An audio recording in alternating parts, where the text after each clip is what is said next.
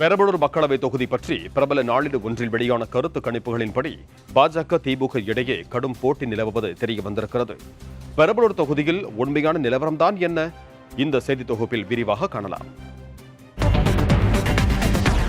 பெரம்பலூர் மக்களவை தொகுதி நீண்ட காலமாக தனித்தொகுதியாக இருந்து வந்தது. 2009ஆம் ஆண்டு மேற்கொள்ளப்பட்ட மறுசீரமைப்புக்கு பிறகு பொது தொகுதியாக மாற்றப்பட்டது. பெருமளவு கிராமப்புறங்களை கொண்ட இந்த தொகுதியில் விவசாயம் மட்டுமே பிரதான தொழிலாக உள்ளது. சின்ன வெங்காயம், மக்காச்சோளம் உற்பத்தியில் மாநிலத்திலேயே முதலிடத்தில் உள்ளது பெரம்பலூர் தொகுதி. இந்த பகுதியில் வாழை, கரும்பு, பருத்தி, நெல் ஆகிய பயிர்களும் பெருமளவில் பயிரிடப்படுகின்றன. விவசாய பொருட்களின் விலை நிரந்தரமானதாக இல்லை என்பதால் கடுமையான பொருளாதார ஏற்றத்தாழ்வு நிலவுகிறது.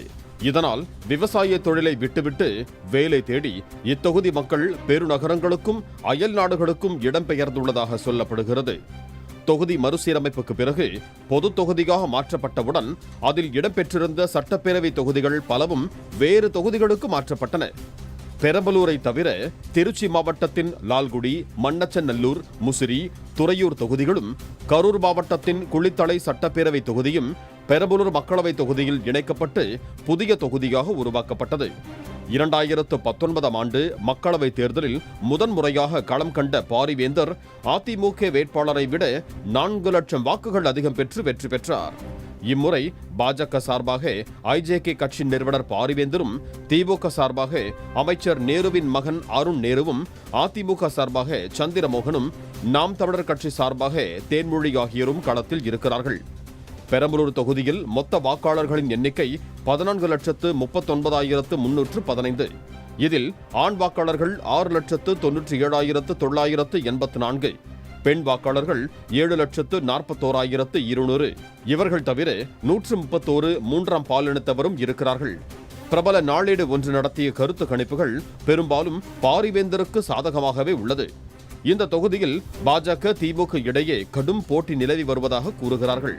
கருத்து கணிப்பில் பாஜக மற்றும் திமுக இடையே வெற்றி வாய்ப்பு என்பது சிறிய அளவிலான வித்தியாசத்தில் உள்ளது. கடந்த 3 ஆண்டுகால திமுக ஆட்சியில் சட்ட ஒழுங்கு சீரழிவு, விலைவாசி உயர்வு, டாஸ்மாக் மற்றும் போதைப்பொருள் போன்றவை திமுக வாக்கு வங்கியை பதம் பார்த்துள்ளது. அதே நேரத்தில் மத்தியில் பாஜக ஆட்சியில் கொண்டு வரப்பட்ட தூய்மை இந்தியா திட்டம், மருத்துவ காப்பீடு, விவசாய கடன் போன்றவை மக்கள் மத்தியில் வெகுவாக வரவேற்பை பெற்றுள்ளது. ஒரு எம்பியின் செயல்பாடுகளை பொறுத்துத்தான் மக்கள் அவருக்கான ஆதரவை மீண்டும் தெரிவிப்பார்கள்.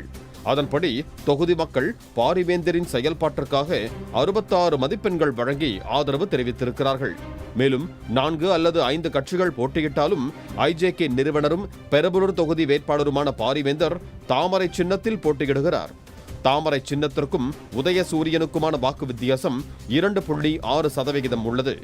போதைப் பொருள் பிரச்சினை இந்த தொகுதியில் தலைவிரித்தாடுவதால் அது மக்களின் பெரும் கவலையாக மாறியுள்ளது. திமுகவுக்கு சவாலாக விளங்கும் இதுபோன்ற பிரச்சனையால் பாரிவேந்தருக்கு பெரம்பலூர் தொகுதியில் வெற்றி வாய்ப்பு அதிகம் உள்ளது. ஏழை மக்களுக்கு முடிந்ததை செய்ய வேண்டும் என்ற அடிப்படையில் தான் இங்கே வந்திருக்கிறேன்.